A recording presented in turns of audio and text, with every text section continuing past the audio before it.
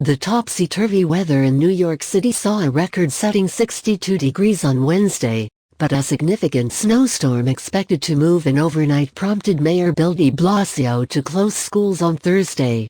The announcement came after the National Weather Service on Wednesday posted a winter storm warning for the city and a blizzard warning for the eastern part of Long Island.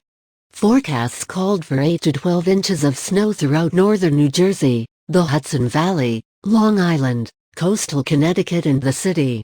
The heaviest snow was expected from early Thursday morning through afternoon, with wind gusts up to 35 miles per hour, the service said on its website. Nationwide, airports were reporting more than 2,800 canceled flights for Thursday, according to FlightAware.com, a flight tracking website. Newark Liberty International Airport had 603 canceled flights, LaGuardia Airport, 566, and Kennedy International Airport, 480, the website reported on Thursday night. On Wednesday, the temperature reached 62 degrees in Central Park, beating the previous record of 61 degrees set in 1965. Around the city on Wednesday, people were taking advantage, walking around in t-shirts and tank tops, sitting outdoors at cafes, enjoying parks and promenades. For children who longed for a snow day, the news of the snowstorm was a reason to cheer.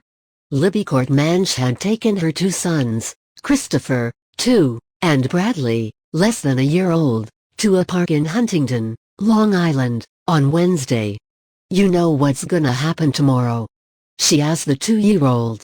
"It's gonna snow. And we're gonna get to play in the snow. And this roller coaster ride of extremes is sure to provide fuel for those who gripe about the weather. It will be unseasonably warm Wednesday and unpleasantly wintry Thursday, but neither will be just right, of course."